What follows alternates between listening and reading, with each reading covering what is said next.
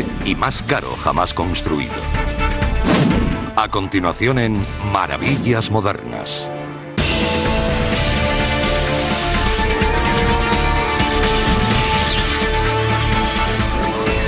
El puente más largo del mundo.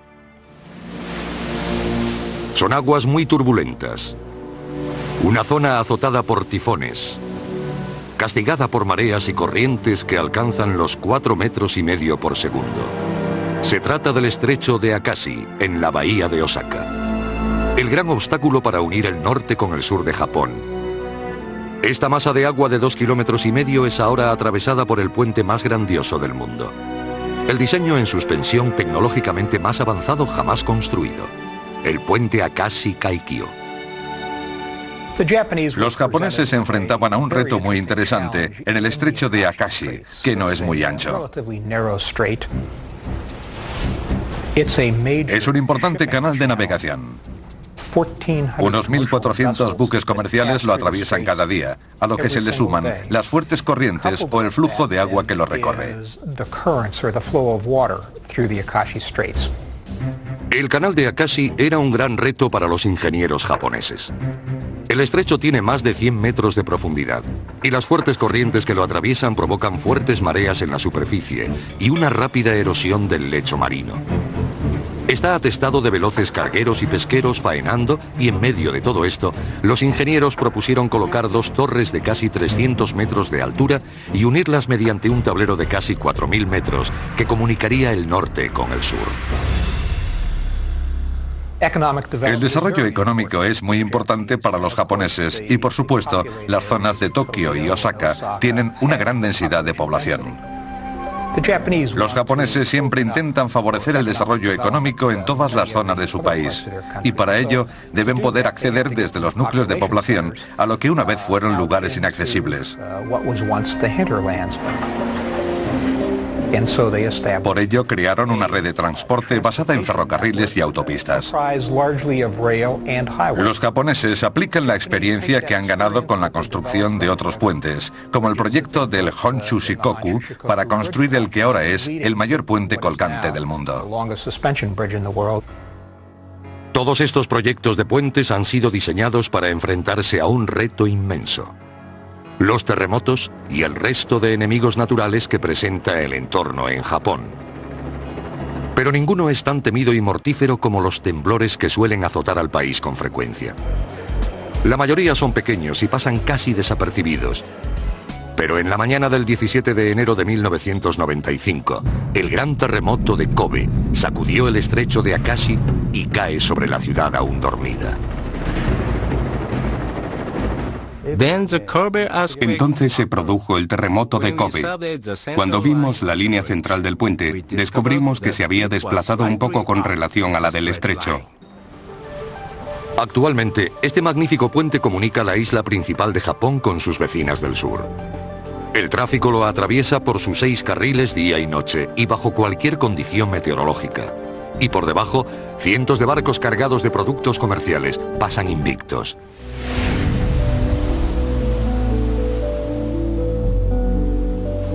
A comienzos de su historia, Japón era una nación dividida y rodeada por agua. A mediados del siglo XIX hubo algunos intentos de poner a Japón al día respecto a Occidente. Con Gran Bretaña entrando en la época victoriana y la revolución industrial barriendo Norteamérica, Japón se inspiró en la técnica y la experiencia occidental. En el siglo XX, modernos barcos de vapor ya conectaban las islas del archipiélago japonés. Pero los ferries y los barcos pequeños a menudo caían víctimas de los fuertes vientos y las corrientes.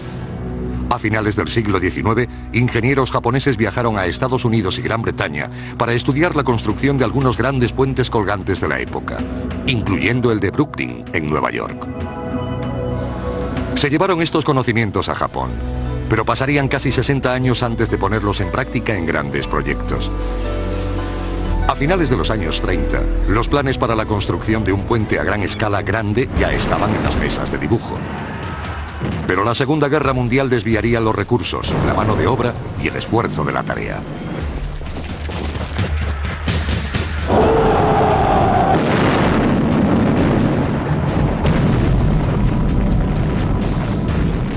Al terminar la guerra, 2 millones de japoneses habían muerto y la nación estaba en ruinas.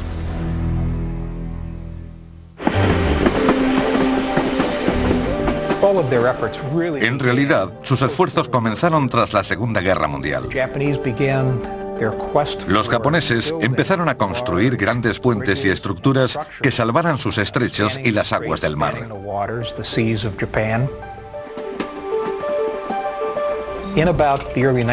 A comienzos de los años 50, lo que hacen es coger un gran proyecto, investigarlo y ponerlo en práctica. Construyen un puente, del cual adquieren muchos conocimientos, y posteriormente aplican la experiencia adquirida en la primera construcción a las siguientes, como en el proyecto de Honshu Shikoku. En los años 50, el futuro de la economía de Japón dependía de conectar la creciente infraestructura. Necesitamos esas infraestructuras. Tenemos tantas islas separadas por mar que para conectarlas necesitábamos puentes.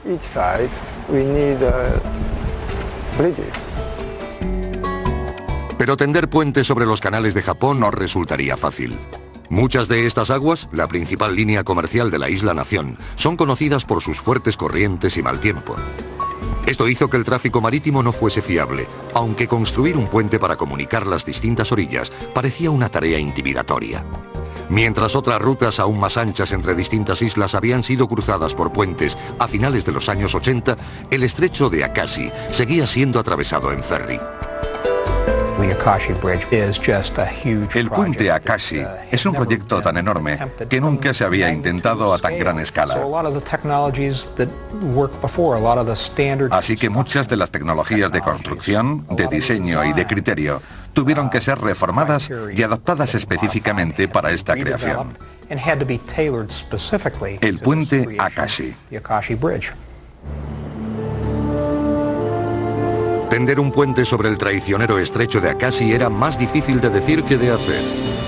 Hogar de fuertes vientos y olas, el puente debía ser diseñado para soportar lo peor de estas fuerzas juntas. El puente Akashi Kaikyo sería el último y más largo en este violento entorno. Pero, ¿de qué tipo?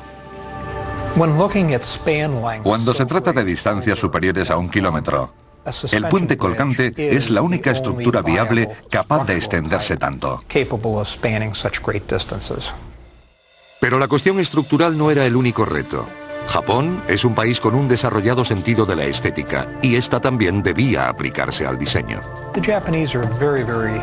Los japoneses son muy conscientes de los aspectos ambientales de la construcción y tienen muy en cuenta la estética en cualquiera de los proyectos que hacen. Tanto el gobierno como la población querían un puente que armonizara con el entorno. Creo que todo el mundo está de acuerdo en que la forma de un puente colgante es quizás una de las más grandiosas de todos los diseños posibles. El vano de 4 kilómetros sería cruzado por un puente colgante. Una vez tomada esta decisión, se enfrentaban a otro posible problema para el diseño: los terremotos. Japón registra una altísima actividad sísmica. Se encuentra al borde de la placa del Pacífico, la cual rota unos 5 centímetros al año. Esto provoca terremotos a lo largo de todo el extremo de la placa y por ello Japón sufre tanta actividad sísmica. Amenaza a la que también se expone el puente Akashi Kaikyo. Se sabe que una falla atraviesa los estrechos de la zona. Pasa por la periferia de la ciudad de Kobe. De hecho, ya había un importante plegamiento al inicio de la construcción del puente. Para afianzar la seguridad del diseño, los ingenieros llevaron a cabo numerosas pruebas. Para investigar la actividad sísmica, los japoneses se basaban en modelos informáticos. La invención del ordenador fue una de las grandes maravillas de la época moderna. La informática tiene, sin duda alguna, el mérito excepcional de posibilitarnos el diseño de estas enormes estructuras, por lo que también es la mejor forma de investigar el comportamiento sísmico. Los datos parecían prometedores. Los ordenadores habían probado las consideraciones de diseño más críticas. Un puente sobre el estrecho de Akashi parecía posible, pero ahora tenían que construirlo. La forma más simple de un puente de suspensión consiste en enormes placas horizontales que cuelgan de unos cables superiores. Estos cables deben fijarse a las orillas y para ello deben prepararse gigantescos puntos de anclaje. Este fue el primer paso para levantar el puente Akashi Kaikyo. Cuando se diseña un puente colgante, su peso total debe cargar sobre los anclajes. Si tenemos 500 kilos, el tamaño sería inconcebible, porque para resistir la carga total, debe tener una masa 10 veces superior a la soportada. Una de estas estructuras sería construida en el lado de Kobe del estrecho y el otro en el lado de la isla de Owagi. Cada localización planteaba retos específicos. El primer problema era conseguir excavar hasta la roca viva para tener una base firme sobre la que construir. Pero el lecho de roca es algo escaso en la zona. A pesar de que excavan a gran profundidad, no encuentran material suficientemente fuerte para apoyar la estructura. De hecho, solo el anclaje sur en la isla de Owagi tocaría realmente lecho de roca. El resto de las estructuras de sustentación del puente fueron construidas sobre sedimentos o estratos superiores sueltos. El enorme agujero para el anclaje norte bajó hasta casi 60 metros de profundidad. Una vez terminada la excavación, la pared fue preparada con la instalación de un muro de contención. Este muro de 2,5 metros de grosor retendría la tierra alrededor del hoyo. El vertido de hormigón podía comenzar. Cuando termina el proceso de excavación y alcanzamos el fondo, lo llenamos con hormigón compactado. En 3 meses terminamos el relleno dejándolo a 6 metros por debajo del nivel del suelo. Entonces colocamos el refuerzo de acero. 300.000 toneladas de hormigón fueron utilizadas, lo que la convirtió en la estructura más grande jamás construida. El hormigón fue vertido por capas para permitir que cada capa fuera prensada por apisonadoras y también para evitar un problema muy común en grandes estructuras de hormigón: el calentamiento. Es necesario refrescar las grandes masas de hormigón. De otro modo, se contrae durante el proceso de fraguado y se agrieta. Una vez acabada la cimentación, el refuerzo de acero en la capa superior proporcionaría los puntos de conexión para la enorme torre de anclaje que se colocaría encima. Esta estructura fue colocada como una unidad prefabricada por un barco grúa. Debido a que estaba muy cerca del mar, los bastidores fueron construidos en una fábrica, transportados en un barco grúa y emplazados. Después se procedió a fijarlos. Para ello utilizamos un hormigón de alto rendimiento. La estructura del bastidor de anclaje era tan intrincada que el hormigón tradicional no habría podido fluir entre los elementos. Así que se creó un nuevo tipo de hormigón altamente fluido para que se pudiera verter fácilmente entre la estructura. De la parte superior sobresalía el bastidor de anclaje del cable. Este proporcionaba los puntos a los que más tarde se fijarían los cables de suspensión. Si pudiésemos observar el interior del anclaje, veríamos un bloque y una serie de cables que están separados del principal y fijados de forma individual en el interior de ese armazón. Una vez sellado el anclaje, el puente transmitiría la mayor parte de su peso ahí. Si se produjera algún fallo en uno de estos puntos, el puente se derrumbaría inmediatamente. Cuando se vertió la última remesa de hormigón y el anclaje quedó terminado, los trabajadores tuvieron la primera de muchas celebraciones. El del sur, en la isla de Owagi, fue construido usando la misma metodología, pero el agujero solo tenía 18 metros de profundidad y descansaba sobre un lecho de granito.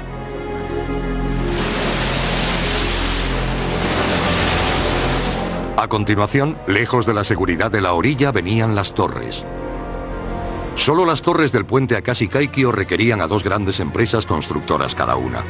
El diseño de los cimientos de ambas, que debían colocarse a 60 metros de profundidad en el canal, sería crítico.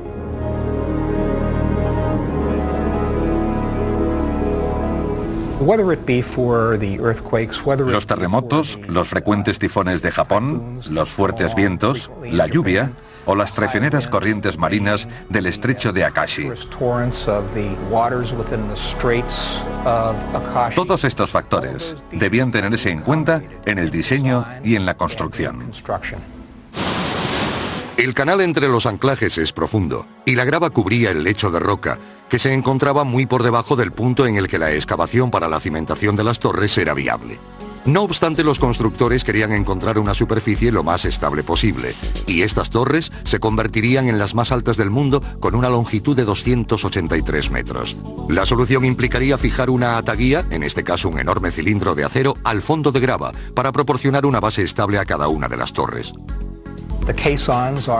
Las ataguías están aproximadamente a unos 65 metros bajo el nivel del mar y tienen alrededor de 80 metros de diámetro. Son enormes. Los japoneses debieron tener en cuenta las corrientes que impulsan el agua a 4,5 metros por segundo. Por eso, decidieron prefabricar dos enormes cajones con doble pared de acero para cada una de las torres y montarlos en fábrica.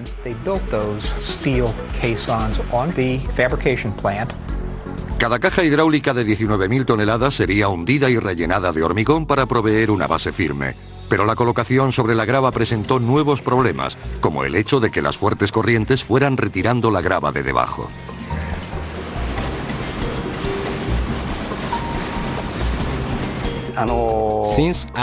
Yo sabía que prevenir el decapado era el mayor desafío, así que hicimos unas pruebas de nivel 3 con modelos a escala 1:100 durante casi 3 años. Como resultado de las pruebas, decidimos instalar como medida de antidecapado una escollera de 80 metros de anchura alrededor de la ataguía. Escollera es el término utilizado para una obra hecha de piedras que rodearía la ataguía en el fondo del mar. En primer lugar, se extraería la arena del fondo mediante una draga tradicional.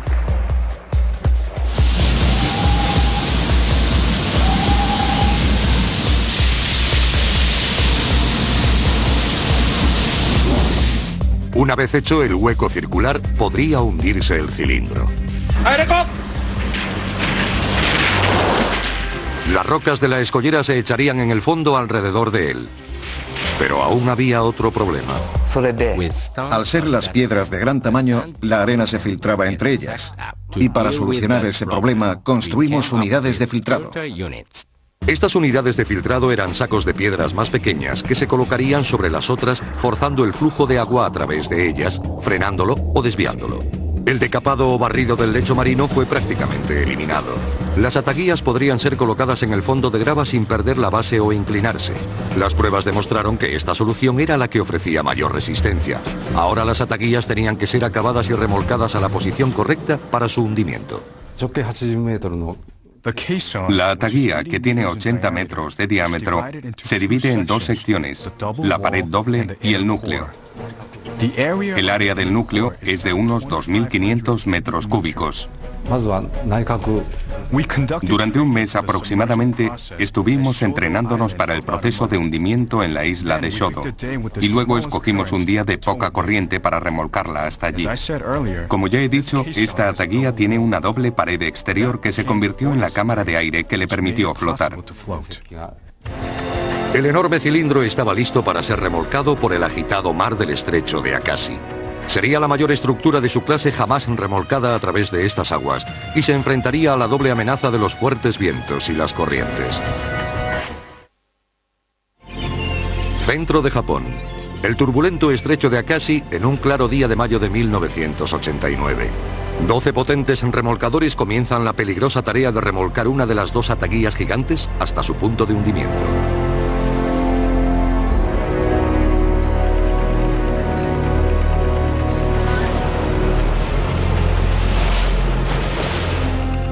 Una vez centrada sobre el lecho marino ya preparado, fueron fijados unos cables especiales entre la ataguía y grandes anclajes en el fondo. Estos anclajes habían sido dispuestos de forma circular alrededor de la fosa y ayudarían a guiar al cilindro hasta su posición correcta a medida que se hundía. Conectamos la ataguía a unos cables fijados a unos anclajes dispuestos en el lecho marino de casi 1.000 toneladas cada uno. Fue todo un logro en sí mismo, porque se trataba de una especie de corcho flotando en el agua que había que colocar en un lugar específico. Así que mediante GPS y otros sistemas de posicionamiento, lastres y pesos, lograron hundir lentamente la ataguía hasta el lecho preparado. Comenzamos el proceso de inmersión a la mañana siguiente cuando la marea estaba baja. Lo que hicimos fue bombear agua al interior de la ataguía para que fuera descendiendo.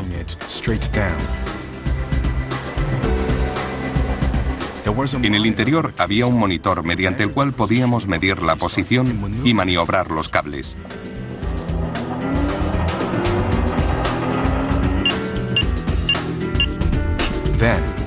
Cuando se encontraba a 1 metro del fondo marino, la hundimos con un error de colocación de 2 centímetros.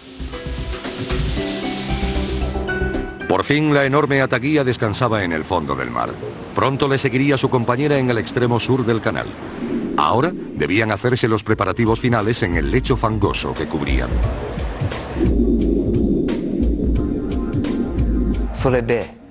Había más residuos que no pudieron extraerse durante la excavación.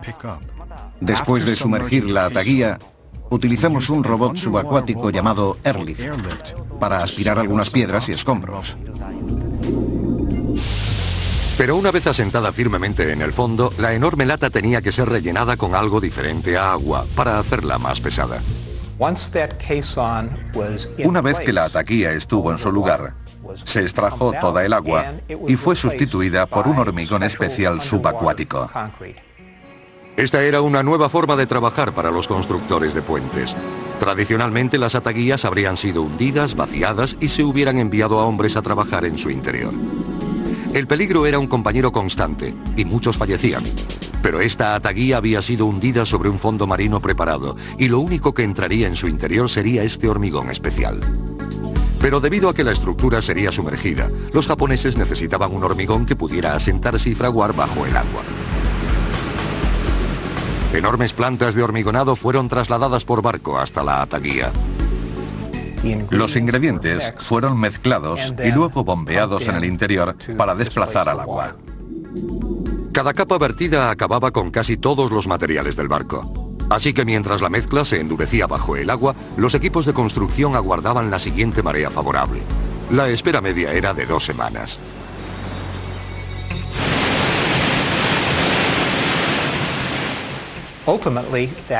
Al final, la ataguía, de 80 metros de diámetro y casi 70 metros de altura, fue rellenada totalmente de hormigón y se cubrió con una tapa especial.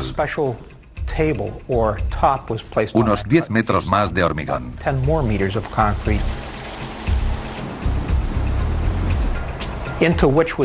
Ahí se fijaron los cimientos propiamente dichos. Con las bases de acero ancladas a la tapa, comenzó el levantamiento de las torres.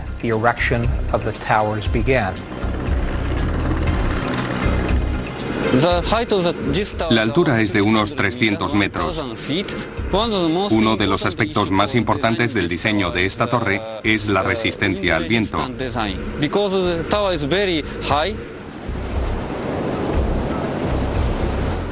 Al ser tan alta, debe ser relativamente flexible y resistente a la vibración debido a los vientos. Se estudiaron muchos diseños de torres, pero el elegido fue el llamado cruciforme, en el que unos tensores en forma de X aguantarían las aberturas entre los soportes verticales. Su propósito es la estabilidad aerodinámica. Era la estructura más adecuada para soportar la gran fuerza de los vientos de la zona. El diseño de la torre también debía tener en cuenta un importante factor. Ambas edificaciones debían ser capaces de soportar los frecuentes y a menudo potentes terremotos de Japón. El punto de vista sísmico es uno de los más importantes a la hora de construir las torres, porque si los cables, que son el soporte de la torre, fallan, éstas se sobrecargarían y el acero de la base se deformaría por pandeo. Así que diseñamos estas estructuras considerando estas condiciones extremas. Las torres de 280 metros se prefabricaron en 12 factorías de Japón. Debían encajar a la perfección, por lo que la cooperación resultó crítica. Las tolerancias debían ser muy precisas para mostrar una estructura verdaderamente vertical. El eje de la Torre 1 se compone de 30 bloques verticales. Ambos lados de los bloques están pulidos. Porque una de las cosas más importantes de la torre es la exactitud vertical. Cada uno de los componentes de las torres fue trasladado al sitio mediante un enorme barco grúa. Utilizamos una gran grúa de 150 toneladas de capacidad y con ella fuimos colocando bloque a bloque.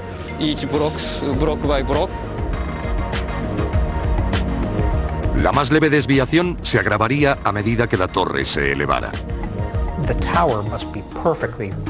La torre debe ser perfectamente vertical para no provocar fuerzas extrañas a medida que los cables tiran en una u otra dirección de ella.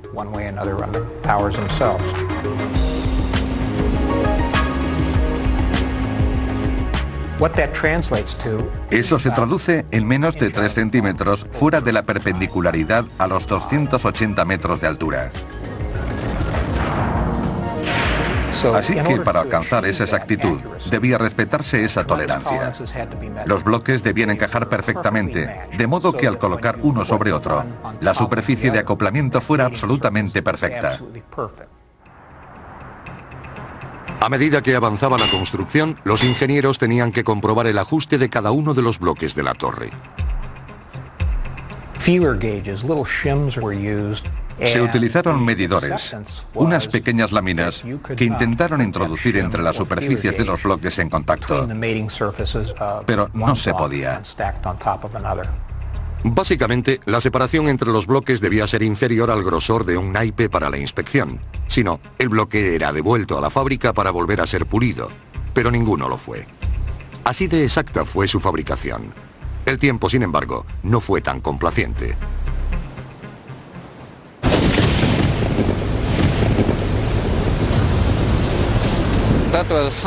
En diciembre de 1992 se desató una gran tempestad.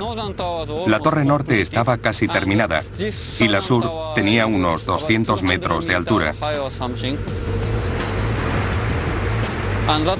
Entonces se produjo una fuerte tormenta que rompió el equipo de medición de la grúa de la torre norte y tuvimos que parar la obra durante casi 3 semanas. Entre las fuertes lluvias, los tifones y las tempestades, la construcción podía avanzar solamente entre 6 y 10 días seguidos. Pero esto se había tenido en cuenta a la hora de hacer la planificación, así que el retraso total fue mínimo. La silueta de la torre no tardó en recortarse contra el horizonte del estrecho Acasi, pero se utilizó un dispositivo muy importante para asegurar que permaneciera allí. Decidimos colocar una masa de protección dentro de la torre. Esta es una de sus características más importantes. Estas masas de protección son grandes pesos que contrarrestan la fuerza del viento o fuertes cargas sobre el puente. Con la entrada constante de datos en los ordenadores, conectados a sensores repartidos por todo el puente, los contrapesos pueden moverse en una dirección y frecuencia que compense el balanceo inherente a edificaciones altas.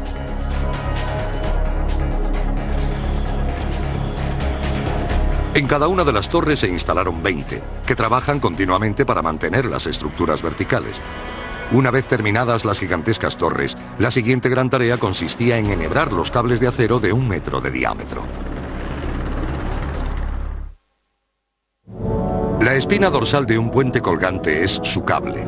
Ningún otro de sus componentes es tan agradecido o evidente, ni tan crucial para el éxito de un puente tan largo. Tomar la decisión correcta respecto a los cables fue uno de los mayores retos a los que se enfrentaron los diseñadores del puente Acasi Kaikyo. La dificultad era que si utilizan materiales tradicionales, en vez de un cable de 1,10 metros de diámetro a cada lado del puente, tendrían que colocar 2 cables, porque el material no era lo bastante fuerte. Lo que hicieron los japoneses fue desarrollar un tipo de cable más fuerte. casi un 12% más que los que suelen utilizarse en la construcción de puentes colgantes. Para aumentar la fuerza del cable, rehicimos sus componentes y pudimos aumentar su fuerza incrementando la cantidad de silicio que contiene. La estructura de los cables está aquí dentro. Se trata de un haz de 127 alambres de 5 milímetros de diámetro. Esto es un filamento. 290 de estos filamentos forman los cables del puente Akashi-Kaikyo. En total, 36.000 alambres. Estos filamentos fueron enrollados en bobinas gigantescas y almacenados en la fábrica. Ahora el problema era cómo erigir el cable de suspensión. Los japoneses no querían interrumpir el tráfico comercial. 1.400 vehículos atraviesan el estrecho de Akashi al día. Así que buscaron una forma de colocar el cable sin causar inconvenientes a los usuarios comerciales del estrecho. Decidieron utilizar el llamado sistema de cable prefabricado. Con las inmensas bobinas de cables colocadas en la orilla, solo se necesitaba un sistema para pasar los cables por el puente. Eligieron un procedimiento no invasivo para lanzar el cable a través del estrecho. Lo que hicieron fue recurrir a un nuevo material de alta tecnología llamado eremite. Un cable de medio centímetro de diámetro que, a pesar de ser muy ligero, es muy resistente.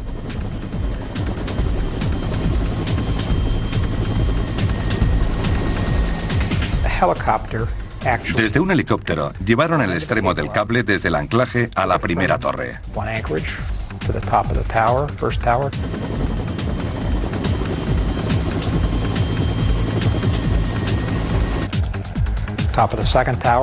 De esta a la segunda.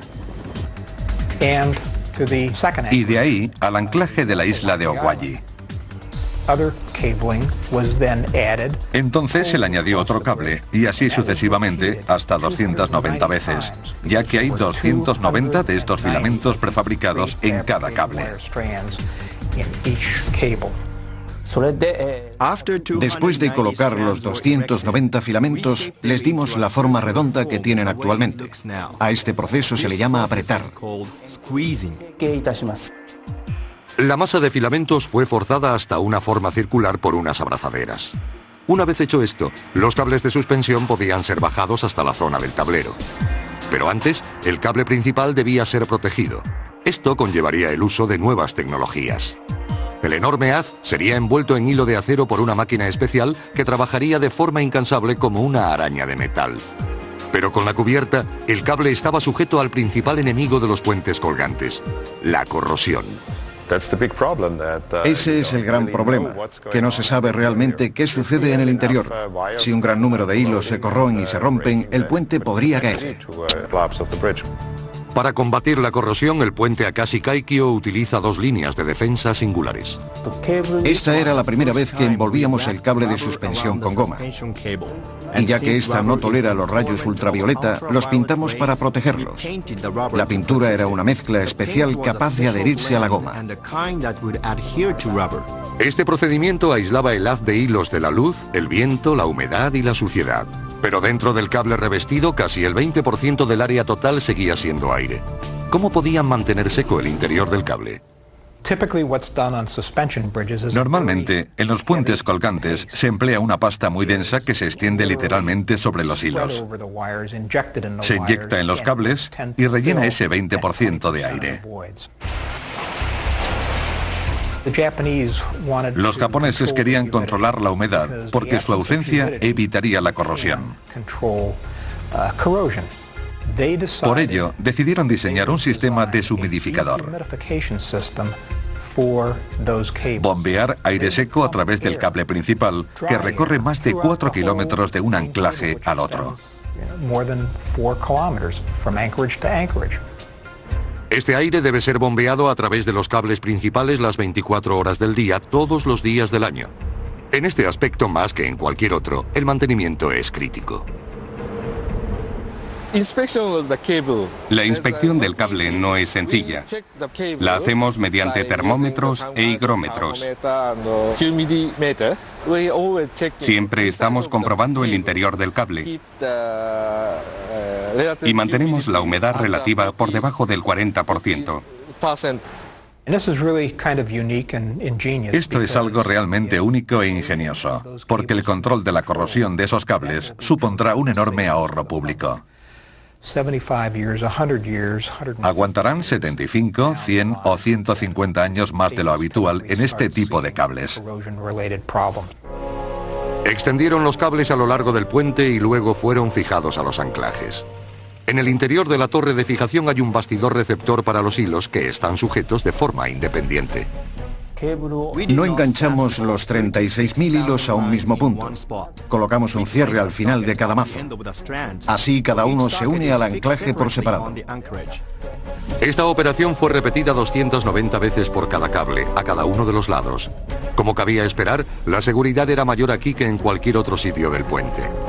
Con las torres erigidas y los cables extendidos de un anclaje a otro, lo único que quedaba era construir el tablero. No obstante, la naturaleza lanzaría un último desafío a la terminación del puente Akashi Kaikyo, uno que podría provocar su destrucción total.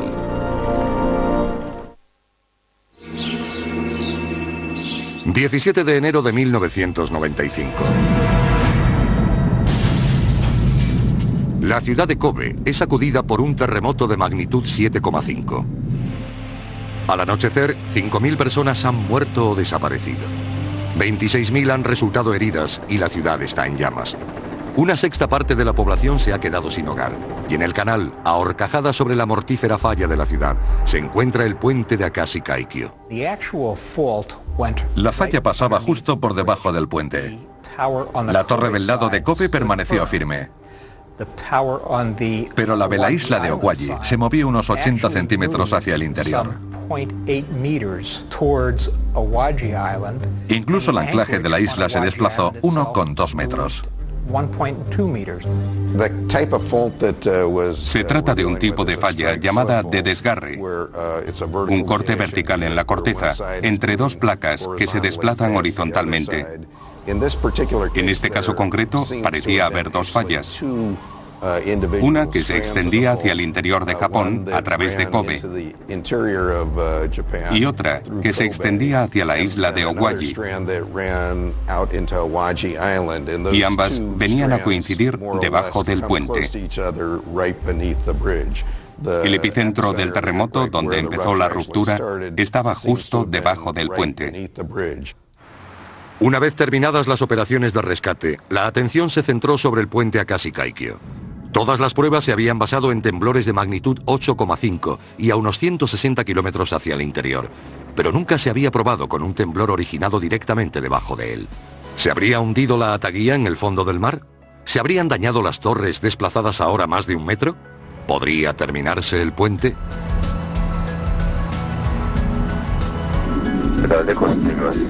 Una cuidadosa inspección demostró que la estructura y el cable estaban en perfectas condiciones. En medio del caos y la destrucción de Kobe, era una buena noticia. Las obras se reanudaron un mes después del terremoto. En febrero de 1995 era hora de construir el tablero. También se haría por tramos, como los módulos de la torre. Cada sección fue prefabricada en tierra y colocada cerca del puente. El cuerpo del puente había sido cuidadosamente diseñado y probado durante muchos años con ordenadores y túneles de viento. La aerodinámica era la gran preocupación, ya que el tablero, más que cualquier otro elemento del puente, sufriría los embates del viento. La mayor parte de las pruebas del túnel de viento se hicieron para medir las fuerzas aerodinámicas y evaluar así la estabilidad ante las vibraciones.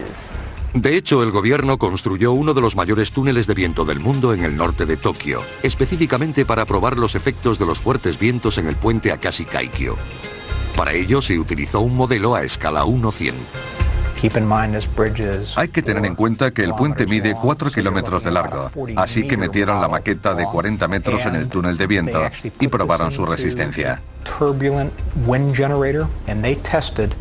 Creo que lo sometieron a vientos de hasta 80 metros por segundo. Comprobaron que el puente Akashi Kaikyo podía arquearse casi 30 metros antes de experimentar daños significativos.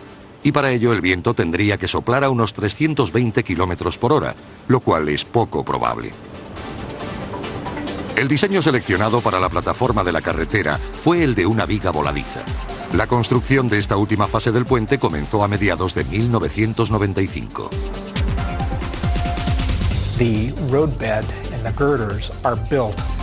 El tablero y las vigas se montaron desde las torres hacia afuera, de modo que a medida que se colocaban las pequeñas secciones, se le iban fijando los cables de sujeción.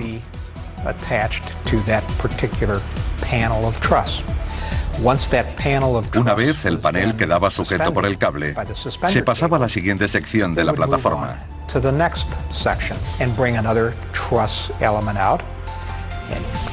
La cual se colocaba partiendo del segmento instalado previamente.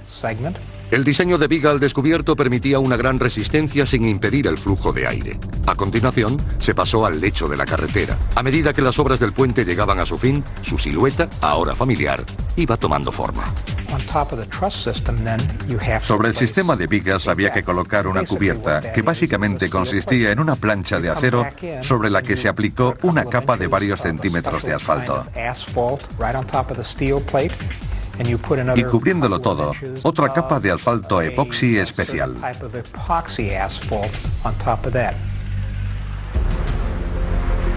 El 5 de abril de 1998 el gran proyecto estuvo terminado. 10 años y unos 4.000 millones de dólares fueron invertidos en el esfuerzo. Solo 10 personas resultaron heridas, pero debido a las fuertes medidas de seguridad no hubo muertes. Este impresionante récord de seguridad se alza como testamento al esfuerzo de las muchas compañías implicadas en la construcción del puente Akashi Kaikyo. A media mañana fue abierta al tráfico. A los 1.500 invitados se unieron decenas de miles de personas de todas las capas de la sociedad japonesa. Yo tuve la oportunidad de estar en esa ceremonia de inauguración junto a los príncipes herederos y fue una experiencia increíble ver la culminación de los 30 años de trabajo que había costado la planificación, experimentación, diseño y finalmente la construcción en los 10 últimos años. Actualmente el puente forma un hermoso arco a través del estrecho de Akashi, pero este podría ser uno de los últimos grandes puentes colgantes de metal a medida que su elemento principal, el acero, alcanza el límite de su fuerza.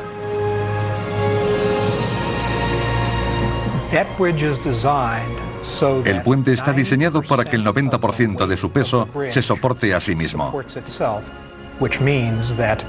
lo que significa que solo el 10% del peso total del puente está dedicado a soportar el tráfico.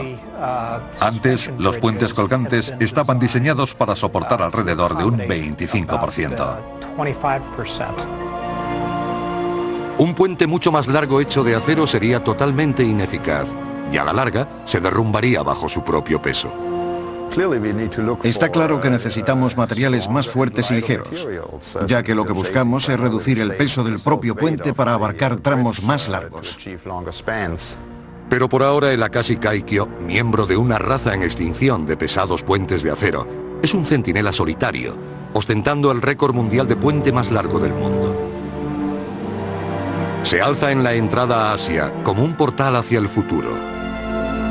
Es el orgullo de Japón. El puente Akashi Kaikyo.